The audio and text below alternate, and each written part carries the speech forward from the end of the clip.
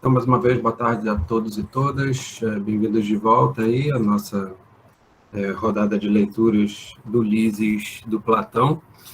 A gente parou numa parte em que o Sócrates consegue finalmente encontrar a estratégia, né, adequada para poder se aproximar do Ulisses. A gente viu em que medida esse era o objetivo, dada ali a conversa primeira que o Sócrates teve com o Hipótales e a estratégia que eles planejaram para poder o Sócrates mostrar finalmente para o Hipótales como é que por palavras e ações a gente educa, né, os mais jovens, dado que o Hipótales não estava conseguindo se aproximar do Ulisses.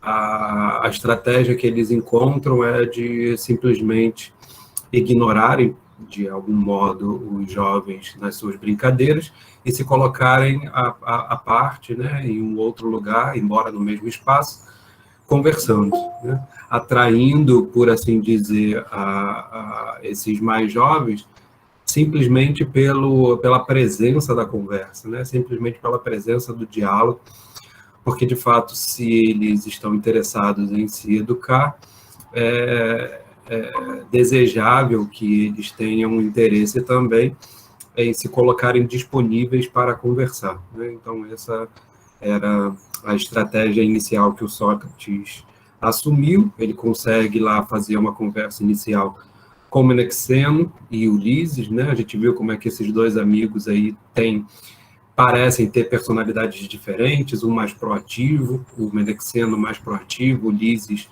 um pouco mais dúbio, um pouco mais fechado. E o Menexeno, ao final da cena que a gente leu, ele acaba saindo, parece que ele é chamado por alguém, o que torna a estratégia do Sócrates bastante, cenicamente, bastante interessante, porque ele conseguiu finalmente se dirigir a Ulisses, como a gente vai ler agora, tá? Então, a gente parou aí, na nossa leitura, em 207D, tá? D de dado. Essa numeração aí que está ao lado do texto. Boa tarde, Sérgio. Boa tarde, Miro. Quando vocês acharem aí, a gente começa.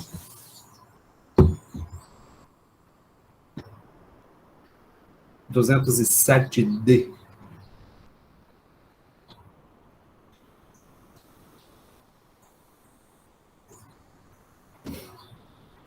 Oi? Podemos? Então, agora sim, é o Sócrates se dirigindo aí ao Ulisses, né, em específico. E antes, no finalzinho da cena que a gente leu no encontro passado, ele colocou finalmente o tema do diálogo, né? A frase em grego perites peristes filias, é aquilo, né, acerca da filia, né, acerca da amizade, de fato o tema que vai gerar a discussão aqui do Sócrates com Ulisses, e a gente viu em que medida a filia tem a ver com, de certa forma, com aproximação. Então, a gente também se referiu em que medida a educação ela precisa necessariamente acontecer em vista de uma certa aproximação, né? Portanto, de uma certa filia. E essa aproximação depois é o que torna lá o sentimento do eros, né? A emoção erótica, como o vínculo necessário entre o mais velho e o mais jovem, entre aquele que vai ser educado e o seu mestre. Então, a filia é colocada exatamente nesse momento do diálogo, e essa discussão que vai ter agora entre o Sócrates e o Ulisses parece um tanto deslocada daquilo que vai acontecer mais para frente, mas vocês vão ver que ela é bastante central para a gente poder entender o diálogo, tá? Então, vamos ler aí para A gente vê o que vai estar em questão. O Sócrates, então, vai narrar o seguinte: depois pretendia perguntar qual dos dois era o mais justo e o mais sábio. Ele perguntou quem era o mais velho, né? Eles ficaram brincando lá com aquilo. Depois perguntou sobre a nobreza e a beleza. Agora ele tinha pretensões de perguntar sobre quem era o mais justo e o mais sábio, mas nesse ínterim, alguém veio dizer a Menexeno que o professor de ginástica o mandara chamar.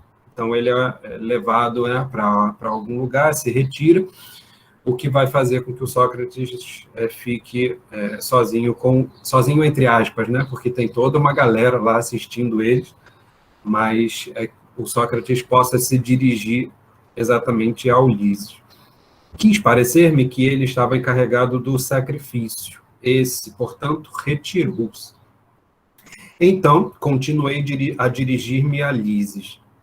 De certo, Lises, perguntei-lhe, teu pai e tua mãe te dedicam grande amor. O termo aí, grande amor, né, como foi traduzido pelo Carlos Alberto Nunes, é esfodraphilei. Esfodra é um termo em grego que denota uma intensidade de algo, tá?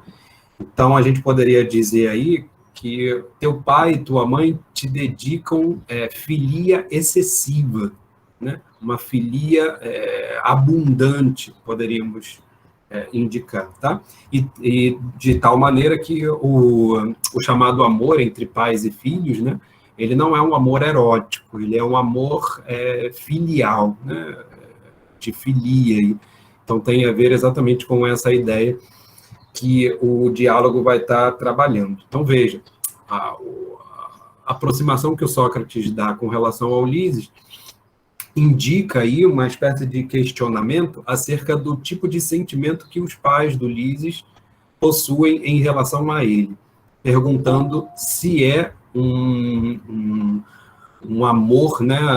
Aí está traduzido como amor, mas melhor seria talvez um zelo, um cuidado, né? Uma amizade também não é exatamente aquilo que os pais têm com os filhos, né? Mas para vocês perceberem que o termo filia, né? Ele abrange uma forma ampla de relacionamentos humanos, né? De sentimentos envolvidos em relações humanas. Boa tarde, Fernando. Então, esfodraphilei é aquilo que os pais do Ulisses sentiriam, né? Ou seja, um amor excessivo. E Ulisses confirma, sim, muito grande, respondeu. Tá? Aí nós estamos em 207D. Tá? Nesse caso, continuou Sócrates, desejam que venhas a ser o mais feliz possível. Sem dúvida. Mas acreditas que possa ser feliz quem é escravo e não tem permissão de fazer o que lhe apeteça? Não, por Zeus, foi a sua resposta. Sócrates colocou aqui duas questões para Ulisses. Se os seus pais possuem uma filia excessiva por você, é natural, primeiro, que eles queiram vê-lo feliz, ou seja, eles queiram que você tenha felicidade, em grego, eudaimonia, e querem, portanto, não assumi-lo como um escravo, ou seja, aquele que não tem a posse de si mesmo. Tá? A ideia do escravo é a ideia daquele que é posse de outro, tá? Em grego, doulos. Então, o que está em jogo aí nessa esse segundo pressuposto do Sócrates é que se os teus pais te amam muito, né, te amam excessivamente, eles não só te querem ver feliz, como também vão fazer de tudo para não serem posse, para você não ser posse deles, certo? E o que significa você não ser posse deles? Significa que você vai ter permissão de fazer tudo aquilo que lhe apeteça. Tá? Apeteça aí é epitimia, em grego. A gente vai ver na tradução usar muito aquilo que você quer, aquilo que você deseja, e os termos em grego aí boulestai e epitimia, tá? Então, o verbo boulestai e epitimei, né, desejar, querer, eles não têm aqui uma diferença que vai, por exemplo, acontecer em Platão e outros diálogos, mas também em Aristóteles, sobretudo, né? O boulestai tem uma ideia de um desejo racional, digamos, tá? Um desejo deliberado, aquele que você decide pelas suas faculdades racionais a fazer. E a epitimia, o epitimen, né, o querer, tem a ver com os apetites, aquilo que você às vezes faz sem pensar. Seria uma espécie de desejo irracional. Tá? Mas essa distinção ainda não está clara em nenhum lugar do Lises, tá? Desse diálogo aqui, os dois termos vão ser usados como sinônimos. Então, de certa maneira, quando vocês ouvirem falar em querer, em desejar e tal, a ideia é que o Platão está jogando com esses verbos. Então, a tese do Sócrates principal é essa: se os teus pais te amam excessivamente, eles vão querer que você seja feliz, e você ser feliz é você ter permissão para fazer aquilo que você quer. Aquele que tem permissão para fazer aquilo que quer não é um escravo, portanto, ele é livre, tá?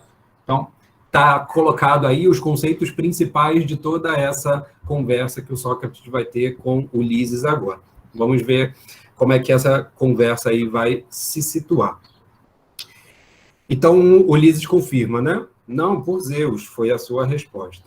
Logo, e aí o Sócrates então começa o questionamento dele. Logo, se teu pai e tua mãe te amam e desejam ver-te satisfeito, é fora de dúvida que hão de empenhar-se por todos os meios para fazer-te feliz. Legal? Voltando aí mais uma vez a uma espécie de fechamento dessas ideias principais que ele está apresentando. Por que não? Respondeu Ulisses. Né? Sócrates continua. E eles te deixam proceder como entenderes, nunca te repreendem, nem se opõem a que faças o que te apetece? E aí o Sócrates agora pergunta para o Ulisses. Né? Ulisses confirma, se os pais dele realmente o amam, então fariam de tudo para vê-lo feliz e fariam de tudo para que ele tivesse a permissão de fazer o que quer e não fosse, portanto, um escravo, mas alguém livre. E agora o Sócrates pergunta, no seu caso, Ulisses, os seus pais te impedem de você fazer alguma coisa ou você tem permissão para fazer aquilo que você quiser? Não é assim, Sócrates, por Zeus, diz Ulisses. Há muitas coisas se opõem. Que me dizes? Retrucou Sócrates. Querem ver-te feliz e te impedem de fazeres o que desejas? Então veja que aparece aí uma certa contradição. Se Ulisses aceitou que aqueles que demonstram um excessivo amor, eles vão fazer de tudo para que a gente possa fazer aquilo que a gente quer, como é que os pais dele, que de fato ele acredita amá-lo excessivamente, impedem que ele faça determinadas coisas? E aí o Sócrates continua. Dize-me uma coisa. Se num dia de corrida tiveres vontade de subir para um dos carros de teu pai e tomar das rédeas, não permitirão e se oporão a que o faças? Por Zeus, respondeu, não me deixariam fazer isso. E qual a razão? Né? E a razão?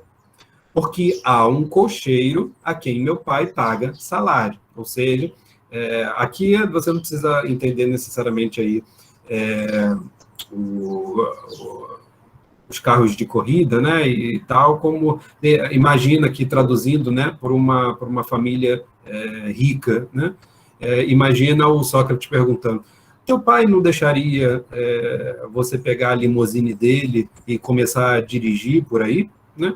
E o que o Ulisses vai dizer, não, jamais me deixariam fazer isso. E por quê? Porque tem um chofer, né? Tem um motorista que é responsável por fazer isso, inclusive o meu pai paga salário para ele. Tá? Então, grosso modo, seria essa uma espécie de atualização, digamos assim, disso que o Sócrates está argumentando. Sérgio, você ia falar alguma coisa? Não, eu ia esperar um pouquinho mais, mas assim, dá a impressão que o Sócrates provoca no Ulisses um excesso de desejo. Assim. Ele provoca, por ser jovem, como ele lida com a liberdade absoluta, ou seja, as paixões. Uhum. Eu não sei, nesse começo, essa provocação em relação às paixões, como uma avaliação inicial de quem é ele. Sim, Mas eu ia sim. esperar um pouquinho mais, mas sem querer Não, é bater. bom, é bom. A gente pode até esperar mesmo, porque vocês vão ver que essa ideia da provocação é interessante, porque no fim das contas a gente não pode esquecer qual é a intenção do Sócrates aqui com Ulisses, né? A intenção é mostrar para o Hipótales, que está lá escondido, né, sem estar sendo visto pelo Ulisses, como é que se educa um jovem. Então, a primeira coisa foi mostrar para ele como é que se aproxima de um jovem. E agora ele está mostrando qual é o tipo de assunto que deve ser trabalhado com o jovem no intuito de educá-lo. Então, a gente vai ver que toda essa conversa em certa medida, talvez esse termo seja interessante, que o Sérgio coloca, em certa medida, provocar o Ulisses, a partir daquelas paixões que ele alimenta, uma certa reflexão acerca daquilo que importa para o âmbito da educação. Né? Então, de fato, a gente pode tentar entender essa artimanha do Sócrates como uma espécie de provocação mesmo ao Ulisses, para que ele reflita acerca da sua própria condição. Então, é o que a gente vai ver nessa conversa mesmo. Parece que o Sócrates está tendo essa intenção mesmo. Certo? Então, vamos continuar. Vai ficar mais claro essa intenção do Sócrates, principalmente com a conclusão desse tipo de argumento que ele está utilizando. Tá? Então ele fica impressionado, né? Como assim teu pai não deixa você pegar a limusine dele e começar a dirigir? Né? E o Ulisses fala, não, tem um motorista para isso, e ele ainda é pago para fazer isso. Então Sócrates fica admirado, né? Olha só. Que estás a dizer? Eles permitem a um mercenário, e não a ti, né? Mercenário é aquele que é pago, né? Para fazer algum serviço. E não a ti fazer com os cavalos o que bem lhe parecer, e ainda lhe dão dinheiro para isso? Ou seja, teu pai ainda dá dinheiro para alguém que é simplesmente pago para fazer alguma coisa, poder dirigir o carro dele? Percebe? E não a você, que é o filho dele? Por que não? Respondeu Ulisses, né? Um tanto surpreso com a indagação do Sócrates. Mas a junta de mulas, quero crer, eles te permitem dirigir. Como der certo, te deixarão tomar do chicote e fustigá-las sempre que o desejares. Eles consentirem nisso? Perguntou. Como assim? Na verdade, a pergunta do Ulisses, né, é um tanto surpreso com a ideia de que o Sócrates acha que, de fato, os pais dele vão permiti-lo a isso. Como assim obtemperei, ponderei? A ninguém é permitido fustigá-las? Sem dúvida, replicou, ao muleteiro, né, aquele que é dedicado a cuidar das mulas. E ele é escravo ou livre? Escravo, respondeu. Logo, ao que parece, dão mais valor a um escravo do que a ti que és filho. Olha para onde que o Sócrates está querendo fazer a provocação aí, como o Sérgio estava dizendo, da consideração do Ulisses acerca da educação dos pais. Dão mais valor a um escravo do que a ti, que és filho, e lhe confiam o que lhes pertence, de preferência a ti, como lhe permitem fazer o que bem lhe aprouver, mas opõem-se a que o faças. Dize-me mais uma coisa, consentem que tu mesmo te dirijas, ou nem isso te facultam? Então, veja, se teu pai paga mercenários para poder dirigir os bens do pai, mais do que você mesmo, né, não permitindo a você fazer isso, eles o permitem a você mesmo guiar-se, ou seja, se você não pode dirigir os carros do teu pai, né, e os cavalos do teu pai, você pode ao menos dirigir a você mesmo? Essa é uma questão interessante para a gente pensar um pouco essa provocação que o Sérgio estava dizendo em termos das paixões para o conhecimento de si, né? Sócrates agora coloca Ulisses no centro não exatamente do trato que os pais estão dando, mas agora em relação a si mesmo, né? E aquilo que lhe cabe mais pessoalmente, que é a sua própria vontade, o seu próprio corpo, tá? Então, consentem em relação a isso, que você te diriges, né? O termo em grego é bem interessante, esse dirigir-se, tá?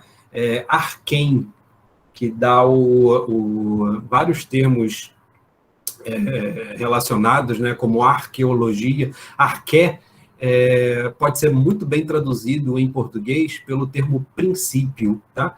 Porque princípio em português tem a ver com a ideia não apenas de início, alguma coisa que começa algo, então arqué tem a ver com o início de algo, mas arqué tem a ver também com um príncipe, ou seja, com um principado, com um governo, entende? Então, princípio tem essa duplicidade no português que é muito interessante para traduzir o arqué do grego. Tá? E o que está em jogo aí é exatamente o arqué como domínio, como poder, como governo.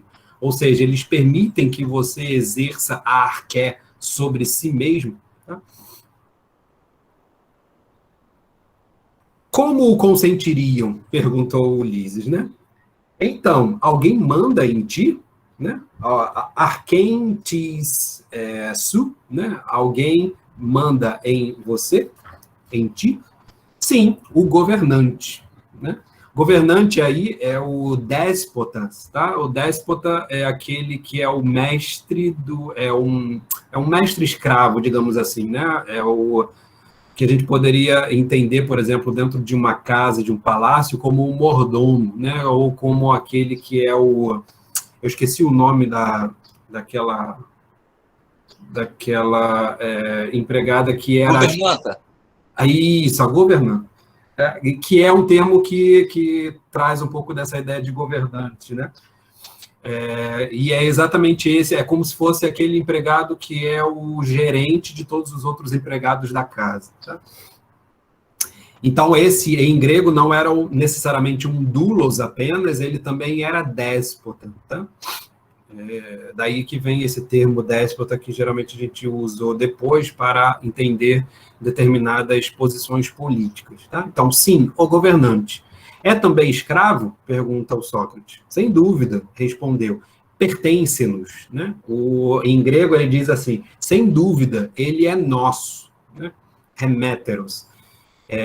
Então, de fato, mostra que todos esses empregados estavam na posse dessa família, inclusive na posse do próprio garoto. Ou seja, alguém que é da posse do próprio garoto, que um escravo, tem mais poder sobre ele mesmo do que ele, né? Lises, no caso. Esse escravo tem mais poder sobre a vontade do Lises do que o próprio Lises, e isso tudo segundo as ordens do próprio pai, segundo o qual, né, o Lises havia concordado, o ama exageradamente. Né? Estão percebendo aí como é que o Sócrates está pintando essa cena?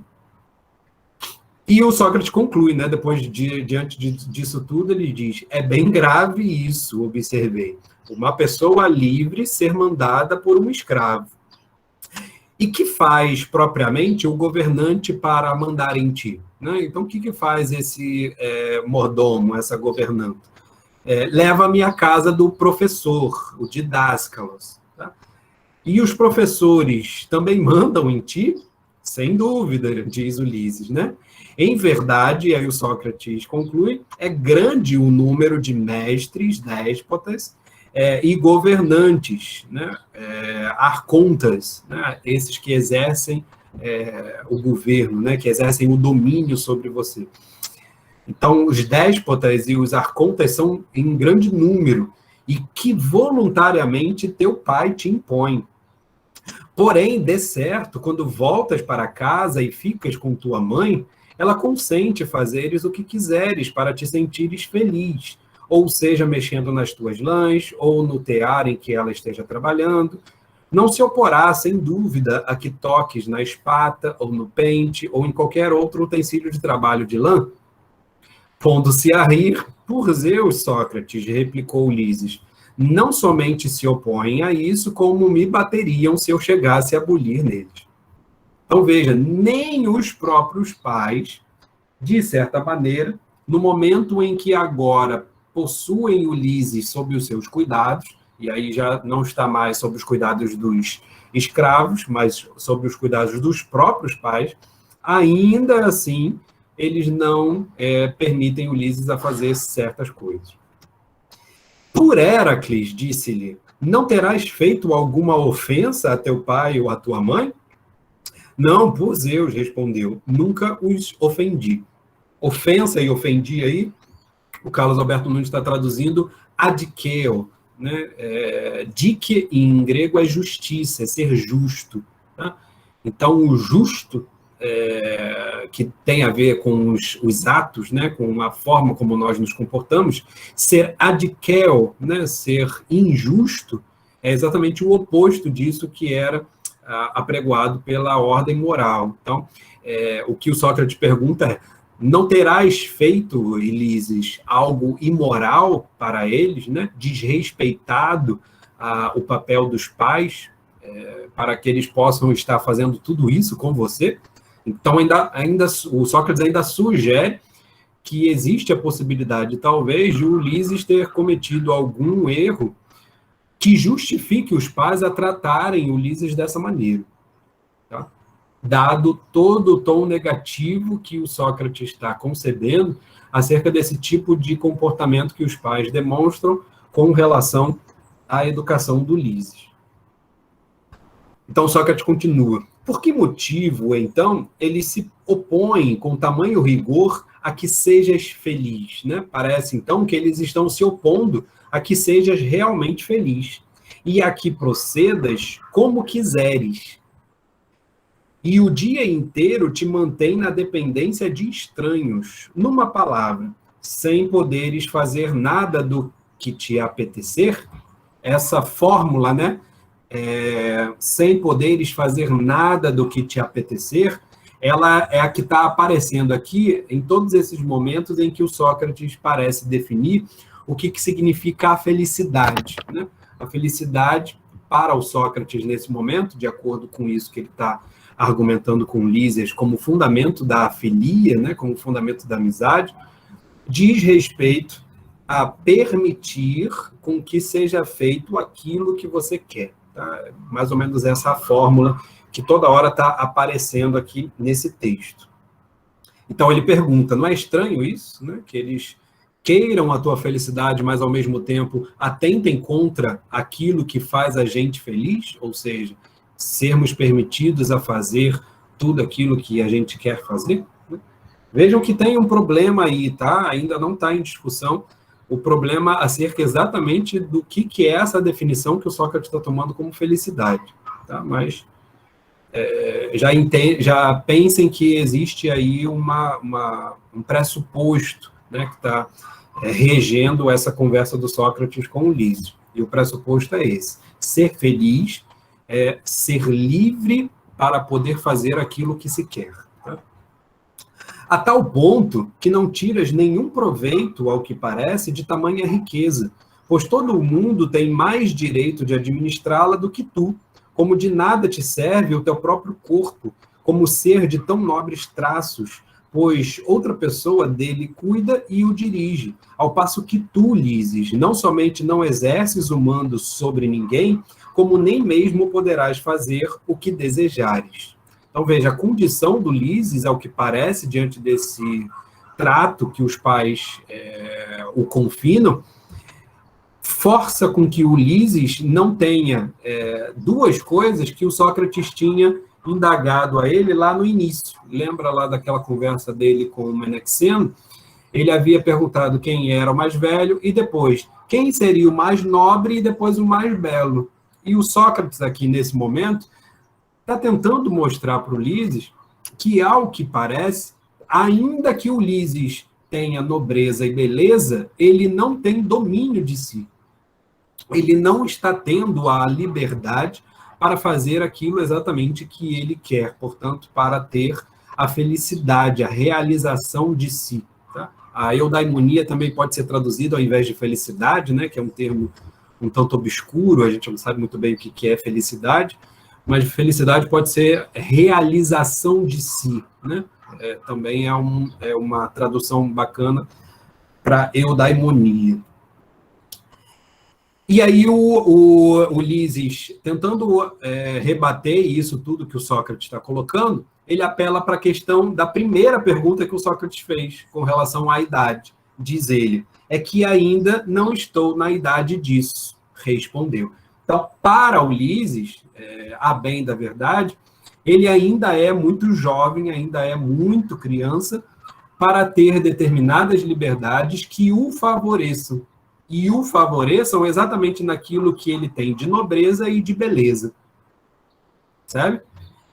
Então, ele não sabe lidar com isso. E isso está aparecendo, inclusive, para o Hipóteles, que está ouvindo, para mostrar para o Hipóteles que ele está tentando conquistar um garoto que não sabe sequer como fazer uso da sua beleza e da sua nobreza. Ele não tem a posse de si mesmo e, portanto, precisa ser tratado de uma outra maneira, diferente, sobretudo, daquela maneira que o Hipóteles estava tratando. Não será esse o impedimento, filho de Demócrates, pois há coisas, quero crer, que teu pai e a tua mãe te permitem fazer sem esperarem que tenhas idade. Então, essa não pode ser a justificativa, Lises, vai dizer o Sócrates. Por quê? Porque tem coisas que os teus pais te permitem fazer, mesmo que você não tenha, mesmo que você tenha essa idade que você tem. Por exemplo, quando se trata de ler ou escrever algo, estou certo de que és a primeira pessoa da casa que eles chamam, não é verdade? Sem dúvida, respondeu. E nessas ocasiões, tens liberdade de escrever as cartas na ordem que bem te parecer, primeiro uma, depois outra, o mesmo se dando com a leitura?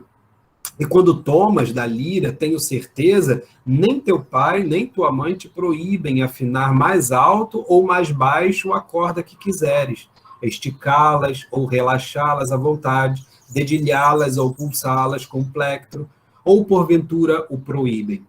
De forma alguma, responde Ulisses. Qual será, então, a causa, Lises, de te permitirem essas coisas e proibirem as que nos referimos acima? E aí, agora, Ulisses parece ter encontrado uma boa resposta para toda essa situação que o Sócrates estava colocando para ele. Né? Parece que o Sócrates estava provocando, né? Como o Sérgio tinha dito, o Sócrates estava provocando Ulisses para finalmente obter do Ulisses aquilo que mais importa, que é exatamente essa resposta que ele dá. Presumo, respondeu, que é por eu conhecer estas e não conhecer aquelas. Tá? Conhecer aí o famoso termo em grego episteme. Tá? Então, é a noção forte de conhecimento no sentido de ter aprendido algo, né? No sentido de saber fazer, né? Como a gente poderia dizer.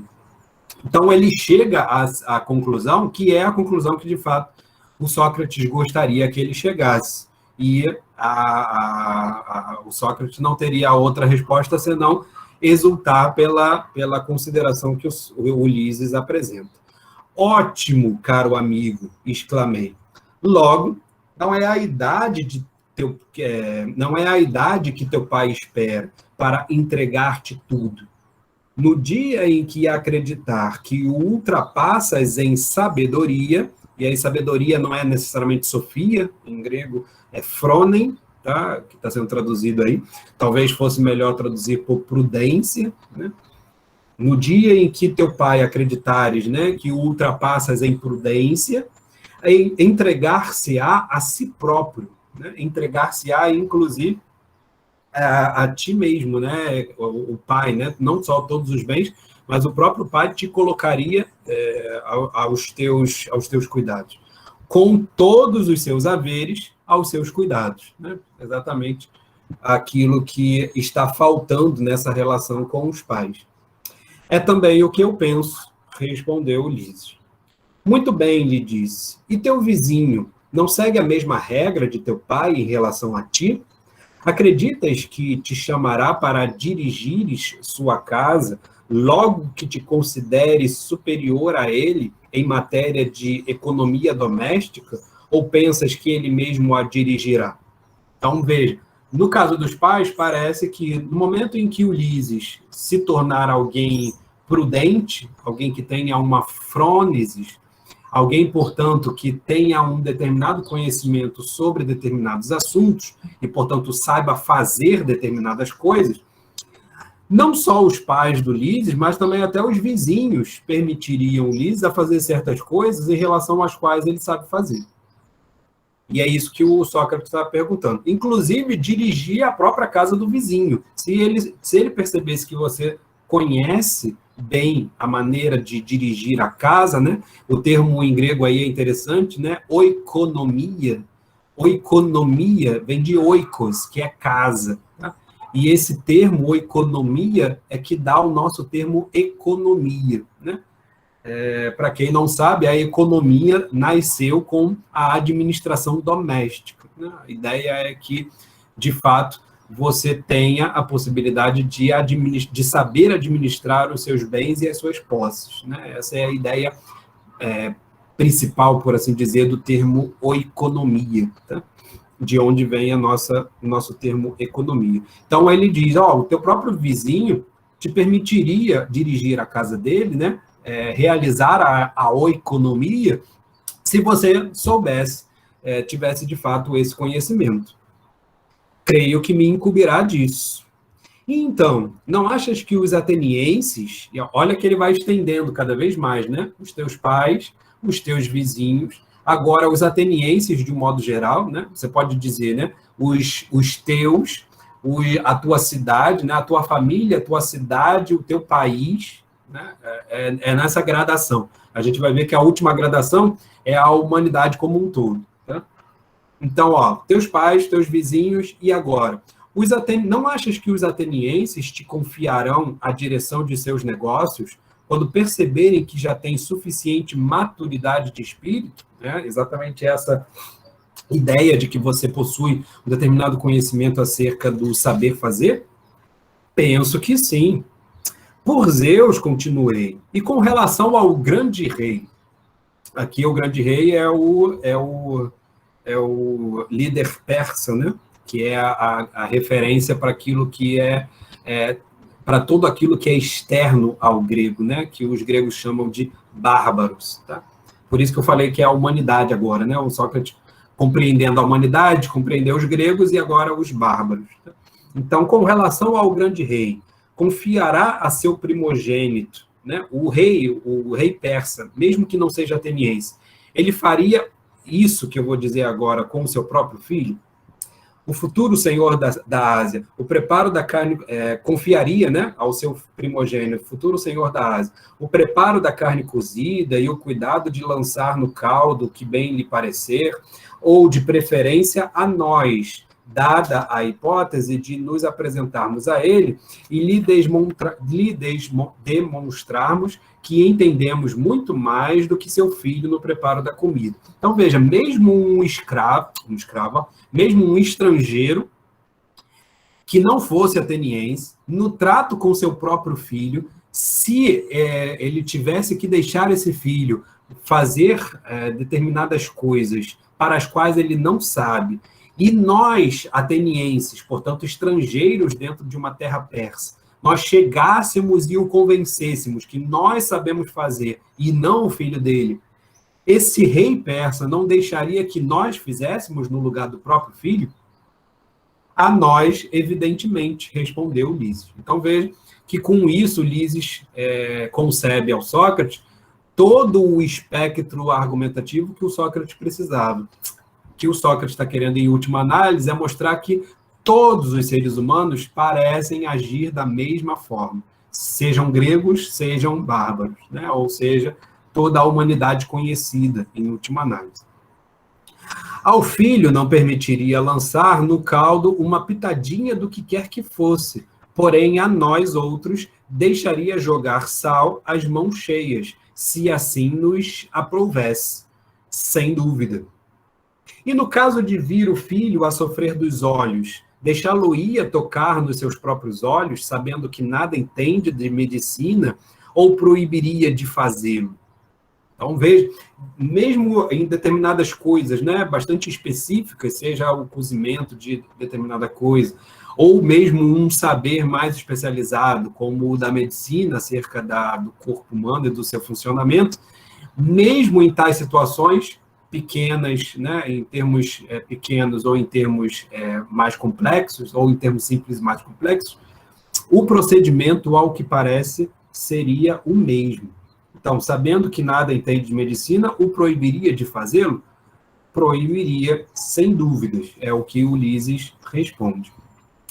A nós, pelo contrário, se nos tivesse na conta de bons médicos, deixaria procedermos como bem nos parecesse, até mesmo abrir os olhos do doente e derramar cinza dentro deles. Olha a caracterização que o Sócrates faz, né? Levando aí as últimas consequências do tipo de procedimento que alguém permitiria fazer com aquele outro que o ama. Porque, veja, mesmo o grande rei colocaria o seu próprio primogênito, que é o herdeiro de todo o trono da Ásia, olha a força do argumento, né?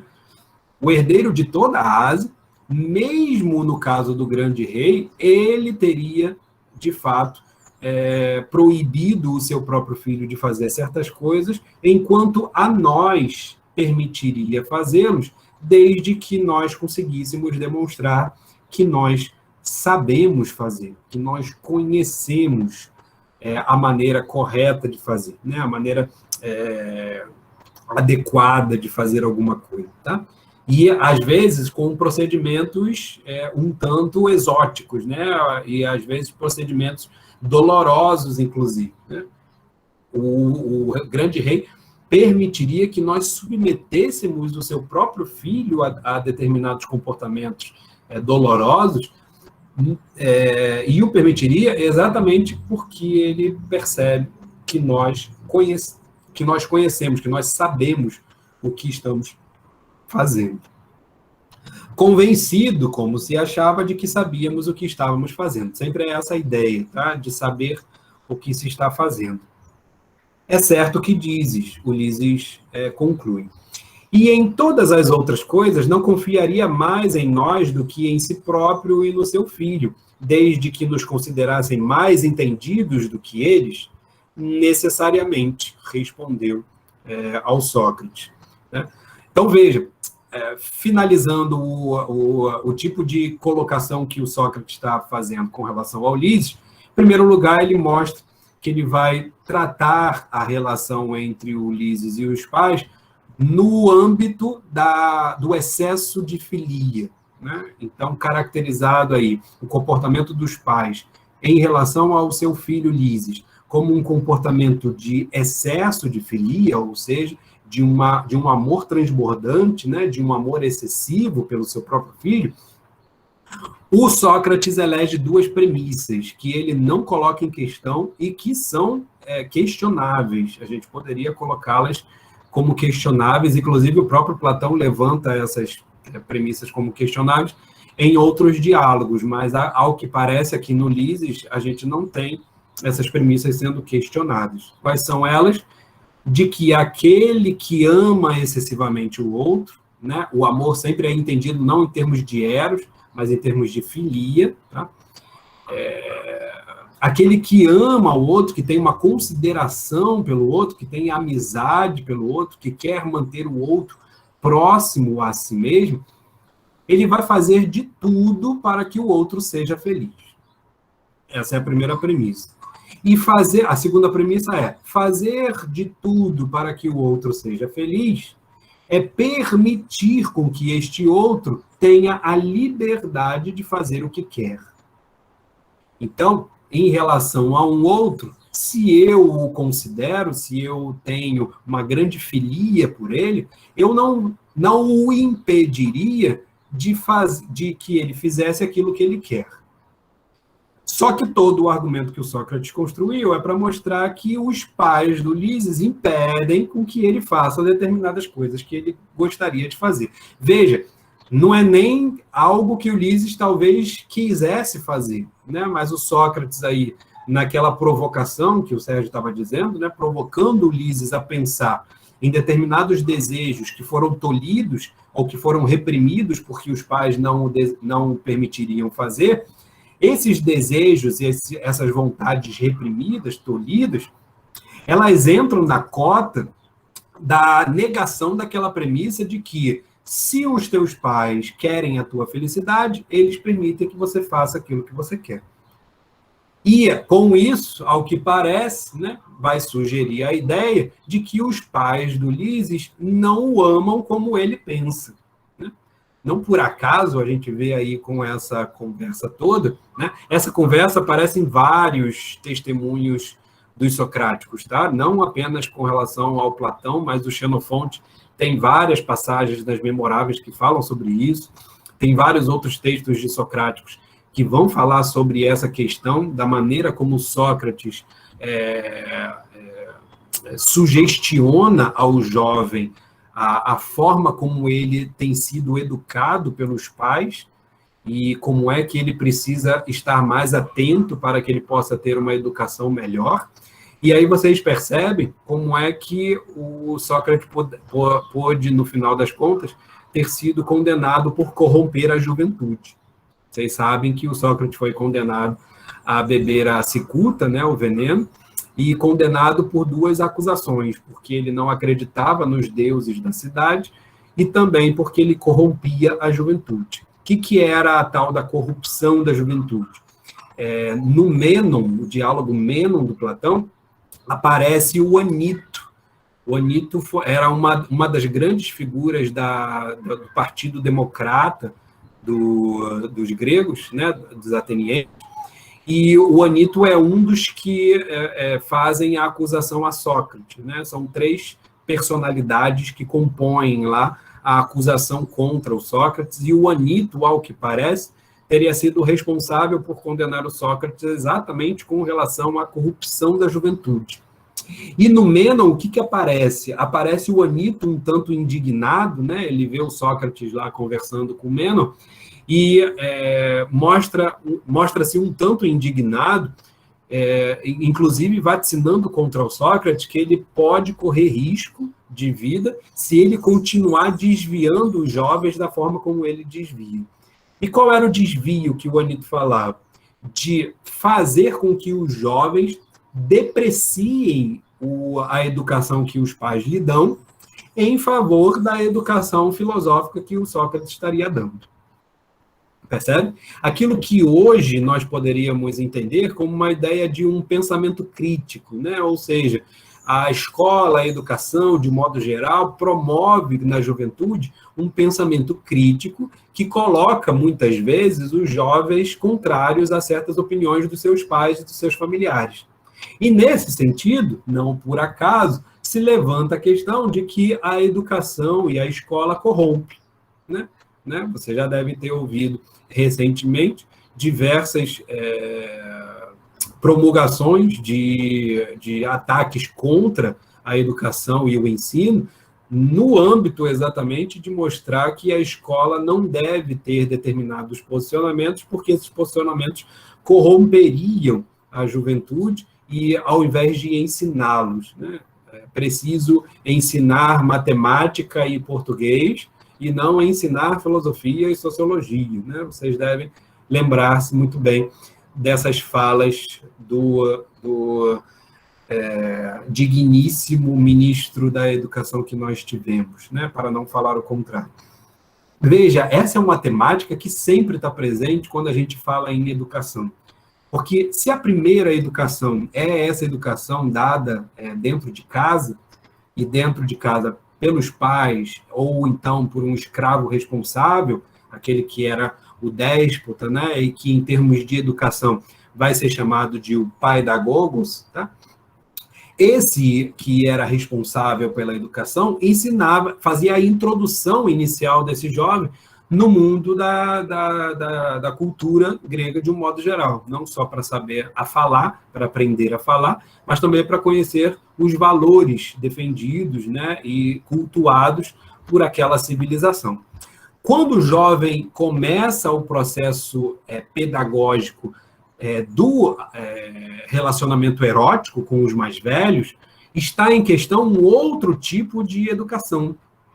E esse tipo de educação, a gente poderia dizer que é uma educação superior, digamos, né? Superior não exatamente de estar acima, mas de ser posterior a essa educação primária, a essa educação inicial, que era a educação acerca dos valores culturais daquela sociedade, né? Qual era esse tipo de educação superior? Era a educação para ser introduzido na sociedade. Então, os mais velhos, essa relação erótico-pedagógica, que os mais velhos eram responsáveis em relação aos mais jovens, era a educação que favorecia que o jovem entrasse na sociedade.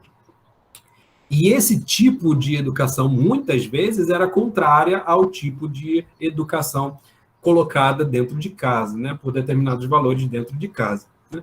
Alguns sofistas, por exemplo, eram acusados disso, alguns mestres, como o próprio Sócrates, vai ser acusado disso, porque determinado tipo de educação parece não favorecer aquele tipo de continuidade dos valores que eram cultuados pela educação familiar, pela primeira educação desse jovem. E é por isso que se insere aí a ideia da corrupção, percebe?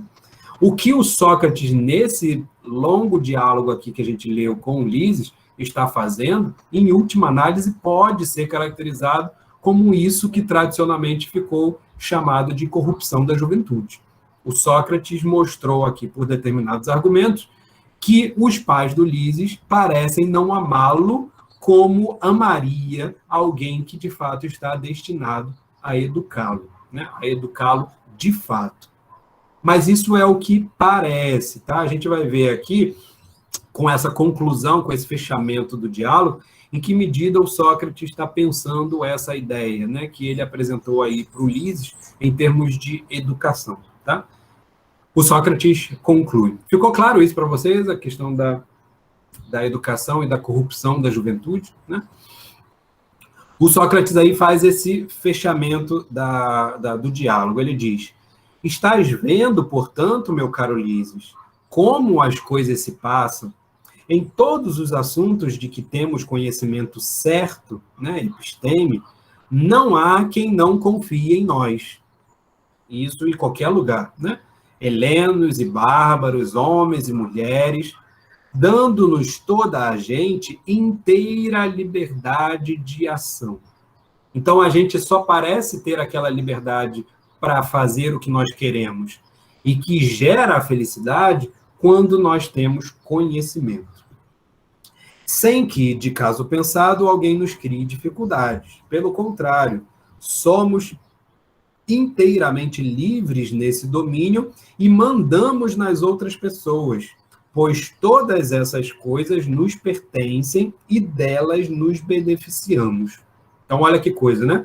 No momento em que nós sabemos fazer alguma coisa, nós não apenas temos a liberdade para fazê-las, porque ninguém vai nos impedir de fazer, na verdade, as pessoas vão nos convidar a fazer aquilo, mas ainda nós vamos ter a capacidade de mandar em outras pessoas, exatamente nesses assuntos aos quais nós conhecemos.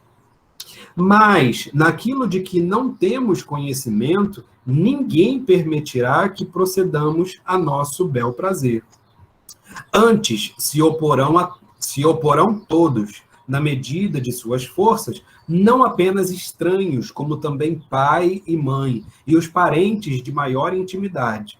Nessas coisas teremos de obedecer aos outros, por não serem estranhas e não tirarmos delas, por nos serem estranhas, melhor dizendo, e não tirarmos delas nenhum proveito. Então, eu só posso ter familiaridade com uma coisa e, portanto, tirar proveito dela quando eu conheço. Tá? As coisas, por exemplo, o carro que o Ulisses queria, o Sócrates sugere, né, que o Ulisses poderia pegar para poder dirigir, ele não é útil para o Ulisses porque o Ulisses não sabe utilizá-lo. Percebe? Então, saber tem a ver exatamente com a capacidade que nós vamos ter de poder usufruir daquilo que a gente vai fazer da melhor maneira possível. um carro na mão de um garoto não vai ser utilizado da melhor maneira possível, visto que ele não sabe conduzi-lo. Estão percebendo? Então, está aí colocada para o Sócrates toda a questão no âmbito exatamente do saber, no âmbito do saber fazer. Concordas comigo nesse ponto? Vai dizer Ulisses, concordo. Conquistaremos, olha aí então a questão, ó, conquistaremos a amizade de alguém ou poderá vir alguém a amar-nos naquilo em que somos inteiramente inúteis? Olha que frase, né? Olha que conclusão, né? Se o âmbito da amizade que estava sendo colocado lá em questão pela relação entre os pais e Ulisses era uma relação de amizade, até uma filia excessiva, nós conseguiremos conquistar a amizade de alguém, ou poderá vir alguém a amar-nos, portanto, a se aproximar de nós, naquilo em que somos inteiramente inúteis? De forma alguma, respondeu Ulisses. Sendo assim, nem teu pai, nem qualquer outra pessoa poderá ter-te afeição, olha só, se não lhes fores de alguma utilidade. Percebe? O que o Sócrates faz aqui é o Ulisses perceber que aquilo que ele acredita que é amor pelos que os pais sentem por ele, na verdade, não pode ser determinado dessa maneira, porque ninguém quer ter filia por alguém que não nos é útil. Então, foi inserida aí uma nova ideia, a ideia de utilidade, e essa ideia de utilidade tem a ver com o saber usufruir da melhor maneira aquilo que nós possuímos. Tá? É essa a ideia da utilidade aqui em questão. E veja, se os pais nos amassem verdadeiramente, eles teriam, nos amassem, né, em relação ao Ulisses, né, eles nos teriam a afeição exatamente porque nós lhes somos úteis. E, no caso aqui, o Ulisses acaba não sendo útil para nada, porque ele não sabe fazer nada. Naquilo que, de fato, mais importa, Ulisses não sabendo fazer, ele acaba não tendo a afeição dos pais. Não devemos crê-lo, respondeu Ulisses. Porém, se te tornares sábio, meu filho, né, conhecedor, todo mundo te terá amizade e se aproximará de ti, pois serás bom e útil. Caso contrário, nem teu pai, nem tua mãe, nenhum dos teus familiares te terá amizade. Fora admissível, Ulisses, revelar presunção naquilo que desconhecemos de todo? Ou melhor, fora admissível, Ulisses, revelar presunção naquilo que desconhecemos de todo? Como será possível? Né? Ou seja, é muita presunção a gente admitir que a gente, naquilo que desconhecemos de tudo. Né? Então, se a gente desconhece algo, precisar de psicoterapia para o resto da vida. Pois é, né? As nossas psicanalistas não estão aqui hoje, né, para auxiliar o Ulisses. Mas o que o Sócrates acaba indicando aqui é que, dado o caráter de ignorância do Ulisses, né, e, por certo, a presunção de, às vezes, achar que sabe determinada coisa, né, desconhecendo de todo essa coisa, na verdade, mostra em que medida a gente deve entender a relação do Ulisses e dos filhos em geral com os pais no processo de educação. E ele vai colocar isso até para o âmbito dos professores. Ele diz, logo, se ainda necessitas de professor, é porque ainda ignoras certas coisas. É verdade. Não és, por conseguinte, presunçoso, uma vez que ainda te falta aprender muito. Por Zeus, Sócrates respondeu, penso que não o sou. Então, Ulisses seria presunçoso se ele tivesse acatado a ideia de que ele sabe aquilo que de fato ele não sabe.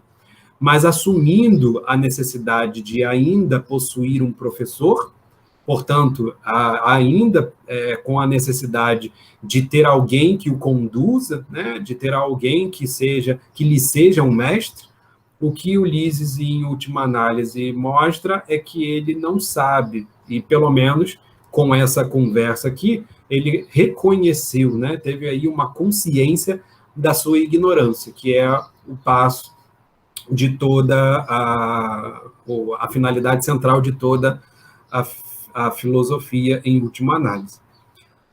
Tranquilo? Então, nesse diálogo aí com Lisa, né, eu fiz questão de a gente ler tudo para que vocês percebam do início ao fim qual é a situação em que o Sócrates joga Ulisses.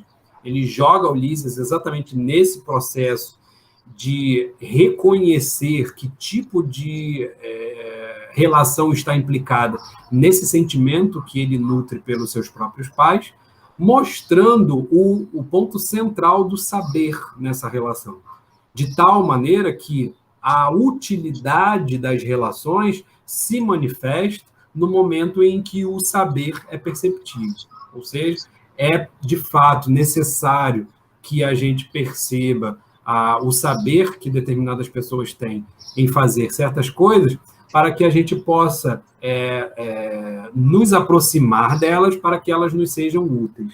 Em última análise, o Sócrates não tem apenas aqueles dois pressupostos iniciais que ele coloca, a de que os pais, porque o amam, querem que ele seja o mais feliz possível, mas também que ser feliz é sempre fazer aquilo que você quer, como ele ainda mostra aqui no último momento, que existe um terceiro pressuposto, que é o seguinte: a proximidade, portanto, a filia que eu tenho em relação a determinadas pessoas vai estar estabelecida pela utilidade que eu percebo em relação a essas pessoas, em vista daquilo que elas sabem fazer, em vista daquilo que elas sabem ou não.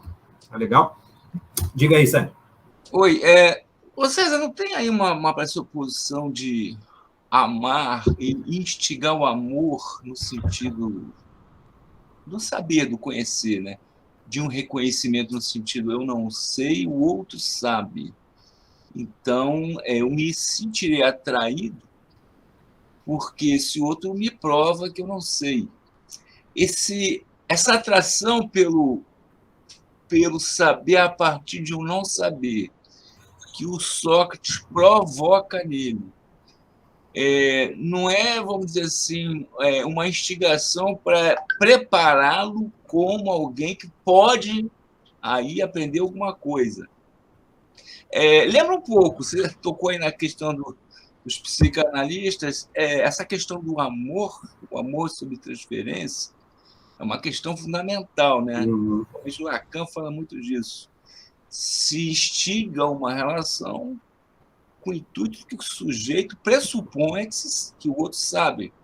Na realidade, não sabe nada, mas isso é uma condição inicial para que o sujeito, sob transferência, comece a falar da sua verdade. Então, me parece assim, não é uma questão de utilidade, mas na questão do saber, do conhecer, do que você sabe. Eu só me atraio por você porque você está provando também que eu não sei. E o reconhecimento disso é que me atrai. Pega muito por aí, né? Sim, sim. Até porque o Lacan usa muito esses dois, o Banquete e Lises, para ilustrar. São as duas principais obras que ele utiliza nos seminários. E são obras centrais para entender isso que eu estou chamando de os afetos ligados a essas relações humanas, né? Isso, o amor sob transferência. Primeiro a relação do Eros, né, que vai ser debatida lá no Banquete, e agora a questão da filia, aqui debatida no Lysis. Sim, sim. Então é central. O que achei interessante aí é como é que você pensa essa questão da aproximação, né? Eu sempre tenho frisado também aquele primeiro termo que aparece lá na fala do Hipóteles, que é o prosphilei, né? Aquele que é o dirigir-se para alguém, portanto, dando a ideia não só de aproximação, de você se colocar como próximo a alguém, mas também de alguém que te permite a você se aproximar, né? Então, nessa relação, a gente sempre tem os dois polos, né? Aquele que vai tentar se aproximar, aqui no caso Sócrates, né? Está tentando se aproximar do Ulisses, é esse tipo de acontecimento que ele está tentando descrever, na verdade está tentando fazer, né? Para poder ensinar para o Hipócrates que está lá assistindo, mas, ao mesmo tempo, nesse processo em que ele vai se aproximando, o que é se aproximar, no fim das contas, né? É fazer com que o outro te permita a aproximação. Sim. E, portanto, é se fazer de próximo, né? Ao mesmo tempo em que eu vou me aproximando, na verdade, eu vou fazendo com que o outro deixe que eu me aproxime. E, portanto, vou me fazendo querido, né? Vou me fazendo desejado. Né? Eu acho que essa é uma noção central, talvez, para entender um pouco dessa questão da transferência, né? Como essa relação inicial que deve ser estabelecida entre o psicanalista e o psicanalizando, né? Para a gente poder entender também, nesse sentido, né? Esse sentido mais moderno com relação à psicanálise, mas, em certo sentido, na própria relação filosófica, né? O que a gente acaba perdendo.